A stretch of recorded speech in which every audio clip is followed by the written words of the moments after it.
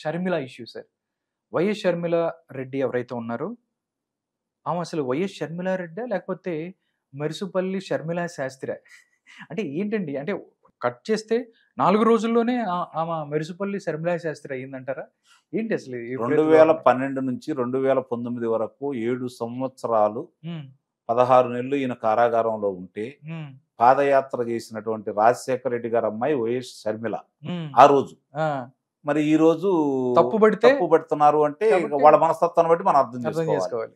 ఇప్పుడు ఒకటి గుర్తుపెట్టుకోండి, ఎటు ప్రస్తావన తీసుకొచ్చారు కాబట్టి నేను దాని గురించి కొంచెం కూలంకుషంగా కూడా మీకు వివరించాలి. రాజశేఖర రెడ్డి గారికి అబ్బాయి ఈయన జగన్మోహన్ రెడ్డి. ఈయన ఏం ప్రజాసేవ చేశాడని, ఏమి స్వచ్ఛంద సంస్థలు నడిపాడని, లేకపోతే ప్రజా ఉద్యమాల్లో పాల్గొన్నాడని ఈయన ఎమ్మట జనం నడిచారు. రాజశేఖర రెడ్డి గారి అబ్బాయి గారు కాబట్టి. అవును, ఆయన చరిష్మా వాళ్ళ అబ్బాయి. రాజశేఖర రెడ్డి గారి కుటుంబానికి అన్యాయం జరిగిందని కాంగ్రెస్ శ్రేణులు ప్రజలు భావించారు కాబట్టి 2 సార్లు కూడా అధికారంలో రావడానికి కేంద్రంలో ఆంధ్ర రాష్ట్రంలో వచ్చినటువంటి లోక్సభ స్థానాలే ఆధారం అన్న ఉద్దేశంతో దాన్ని తీసుకొచ్చింది రాజశేఖర రెడ్డి గారు అనే భావన ప్రజల్లో ఉంది కాబట్టి, అలాంటి రాజశేఖర రెడ్డి గారు అకాల మరణం పొందిన సందర్భంగా వాళ్ళ కుటుంబానికి ఎందుకు పదవి ఇయ్యలేదు అనే ఒకే ఒక్క కారణంతో రాజశేఖర రెడ్డి గారి అబ్బాయి బయటకు వచ్చాడని, రాజశేఖర రెడ్డి గారి అబ్బాయి కాబట్టి ఈయనెమ్మట జనం నడిచారు. అంత తప్ప వేరే ఉద్దేశంతో ఏమి కాదు కదా. అవును, వాళ్ళందరూ ఊహించుకుంది రాజశేఖర రెడ్డి గారిని జగన్మోహన్ రెడ్డి గారు చూసుకోవడానికి ప్రయత్నం చేశారు వాళ్ళు. కానీ మీరు ఒకరోజు చూసుకోండి, మీరు రాజశేఖర రెడ్డి గారి భార్య ఉందా ఆ పార్టీలో? రాజశేఖర రెడ్డి గారి కుమార్తె ఉందా ఆ పార్టీలో? కానీ రాజశేఖర రెడ్డి గారి తమ్ముడు గారి కుమార్తె ఉందా? అల్లుడు ఉన్నాడా? ఆయన బావమరిది ఉన్నాడా? ఎవరున్నారు ఆ కుటుంబ సభ్యులు? అంటే రాజశేఖర రెడ్డి గారి కుటుంబ సభ్యులు లేరు, రాజశేఖర రెడ్డి గారి ఆత్మ లేడు, రాజశేఖర రెడ్డి గారి అనుచరులు లేరు. అదే చెప్పేది, అనుచరుడు. మరి వీళ్ళందరూ ఎవరు లేరు. అంటే ఇక్కడ ప్రజలు ఇప్పుడు ఏం ఆలోచించారంటే, మొన్నటిదాకా రాజశేఖర రెడ్డి గారికి వారసుడు జగన్మోహన్ రెడ్డి అనుకున్నాము, కానీ రాజశేఖర రెడ్డి గారికి సంబంధించిన వాళ్ళు ఒక్కడు కూడా ఇక్కడ లేరు, వాళ్ళందరినీ కావాలని బయటకు పంపిస్తున్నారు. అంటే రాజశేఖర రెడ్డి గారికి ఈయనకి సంబంధం లేదనే భావన ఈరోజు ప్రజల్లోకి వచ్చారు. ఆ ఉద్దేశంతో ఈరోజు 2012 నుంచి 2019 వరకు ఈయన అధికారంలో వచ్చేంత వరకు 16 నెలలు ఈయన కారాగారంలో ఉంటే పాదయాత్ర చేసి కాలికి శస్త్రచికిత్స చేయించుకొని మళ్ళీ చేసింది. అవునండి. అంటే అంట పట్టుదల గల ఆ అమ్మాయి. ఇంకోటి, ఆ అమ్మాయి గురించి చెప్పాలి అంటే ఏ పార్టీ అయినా కావచ్చు, వ్యక్తిగతంగా నేను ఆ అమ్మాయిని పార్టీ పరంగా విమర్శిస్తాం. ఎందుకంటే ఈరోజు ఆంధ్ర రాష్ట్రంలో జరుగుతున్నటువంటి అన్యాయానికి, ఆంధ్ర రాష్ట్ర ప్రజలు పడుతున్న ఇబ్బందులకి ఆమెతో కూడా ప్రధాన భూమికే కదా. అవునండి. ఆ రోజు అన్నగారిని గెలిపించుకోవడం కోసం ఆమె కదా విశ్వ ప్రయత్నం చేసింది. ఆయన లోపల ఉంటే వెళ్ళి అదే కదా, అన్న కోటేయండి, బై బై బాబు అంది, లేకపోతే బై బై బాబు అంది, మా అన్న వదిలిన బాణానంది, రాజ్యం తీసుకొస్తాడని అంది, ఇక్కడే అమరావతి కొనసాగుతుంది అని చెప్పింది, అమరావతి రాజధాని అని చెప్పింది, నా అన్నగారు ఇక్కడే ఇల్లు కట్టుకున్నాడని చెప్పింది. ఇవన్నీ చెప్పింది కాబట్టి దాంట్లో కూడా ఈమె కూడా భాగస్వామ్యే కదా.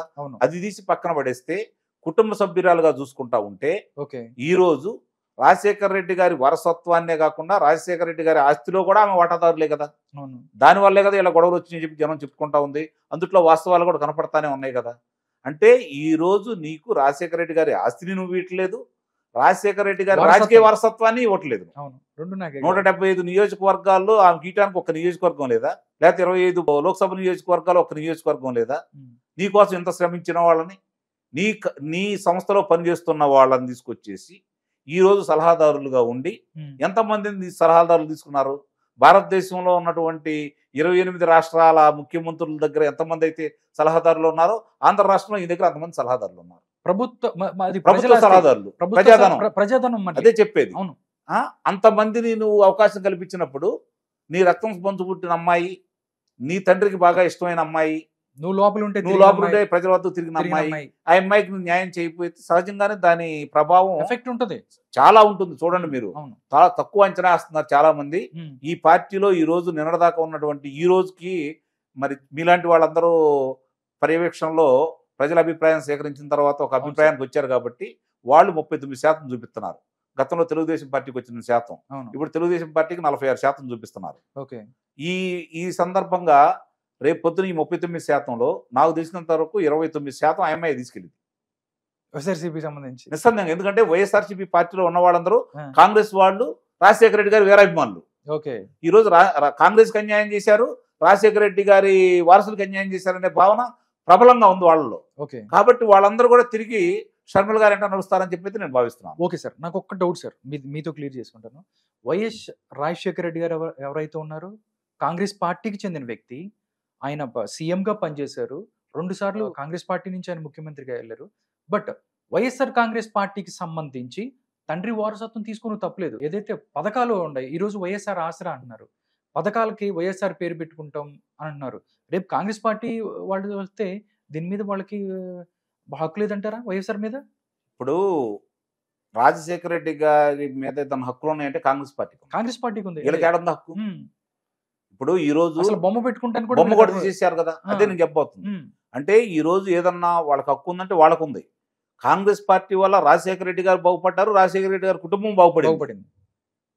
నువ్వు నిజంగా ఎన్నుపోటు పొడిచావు అంటే కాంగ్రెస్ పార్టీకి నువ్వే ఎన్నుపోటు పొడిచావు. 2 సార్లు ప్రదేశ్ కాంగ్రెస్ కమిటీ అధ్యక్షుడిగా పనిచేసినటువంటి రాజశేఖర రెడ్డి గారు ఎన్నికల్లో 2 సార్లు కూడా ఓడిపోవడం కూడా జరిగింది. అయినా సరే ఆయన దూరంగా పెట్టలేదు కదా. మళ్ళీ ఆయన ముఖ్యమంత్రి పదవి 2 సార్లు చేశారు కదా. ఆయన ఇప్పుడు హైకమాండ్ కి విధేయంగుడుగానే ఉన్నాడు. ఆయన్ని అంటే అదే నేను చెప్తుంది. కాంగ్రెస్ పార్టీ న్యాయం చేసిందా లేదా? నీకు పదవి ఇవ్వకపోతే అన్యాయం చేసినట్ట. ఇప్పుడు నువ్వు అన్యాయం చేసినట్టు నువ్వు ఎంత ఫీల్ అవుతున్నావో నీ చెల్లెలు అంతగా ఫీల్ అవ్వాలి కదా, నీ తల్లి అంతకంటే ఫీల్ అవ్వాలి కదా. అంటే వాళ్ళిద్దరు మనోవేదన, వాళ్ళిద్దరు ఆవేదన చూసుకుంటే నువ్వెంత. కాబట్టి ఈ రోజు ఆ అభిమానులు అందరూ కూడా తిరిగి ఆ గూటికి చేరతారని చెప్పి నేను నిస్సందేహంగా చెప్పగలుగుతున్నాను. Okay sir. ఒక్కటి సార్, మరీ దారుణం. ఎవరైతే తప్పు చేస్తే లేకపోతే రాజకీయంగా విమర్శలు చేయొచ్చు, సోషల్ మీడియాలో ట్రోల్ చేస్తే మరీ జుగుప్సాకరంగా ఉన్నాయి. ఎవరంటే ఆయన ఎవరో మాట్లాడతాడు, పంచప్రభాకర్ అని, మరీ ఎంత దారుణంగా అది ఇది అంటున్నాడు. అంటే నిన్నటిదాకా చెల్లి వైఎస్ షర్మిల గారు అన్నారు, తర్వాత కులం వచ్చింది, భర్త కులాన్ని పెట్టి తిడుతున్నారు, మరీ వల్గర్గా చేస్తున్నారు. సోషల్ మీడియా ట్రోల్స్ షర్మిల మీద, మరీ దీని గురించి మీరు ఏం మాట్లాడతారు సార్? ఏమండి, ఇప్పుడు వాళ్ళకి సంబంధించిన వాళ్ళు మరి మొన్న కిరణ్ కుమార్ రెడ్డి గారి తమ్ముడు కిషోర్ కుమార్ రెడ్డి గారు, ఈయన అసలు మా రెడ్డే కాదన్నాడు. జేసీ ప్రభాకర్ రెడ్డి గారు ఈయన మా రెడ్డే కాదన్నాడు. సరే, పేరు పెట్టుకున్నారు, అవునో కాదో మనకు తెలియదు. మరి వాళ్ళు ఆ మాటలు అన్నారు.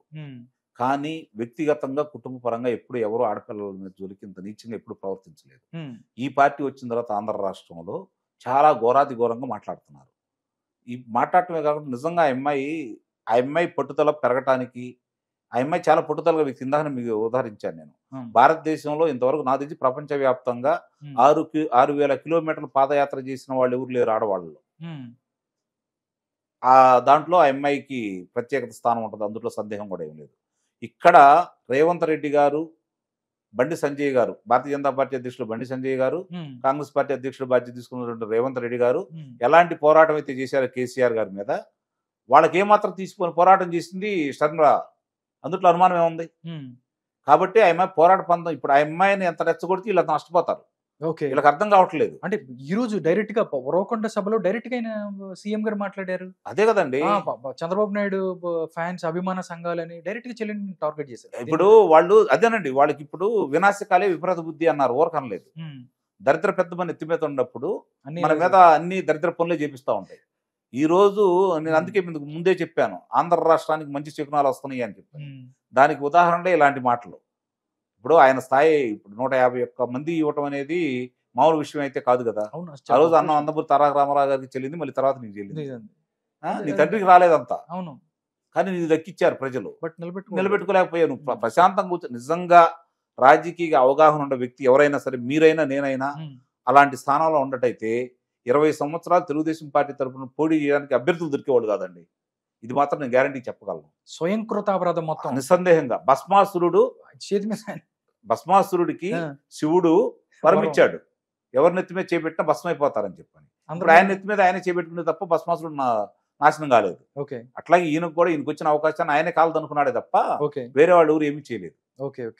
దాంట్లో ఇప్పుడు నిజంగా షర్మిల గారి గురించి చెల్లెలు, మరి అంత అన్న కోసం తిరిగిన అమ్మాయి, అసలు ముందు నేను ఇక్కడి నుంచి వెళ్ళినప్పుడే ఇప్పుడు నేను మీ మేనమావని, మీ బిడ్డనని చెప్పుకునే అర్హత నీకు ఎక్కడ ఉందని చెప్పి ఈరోజు ప్రజలు ప్రశ్నిస్తున్నారు.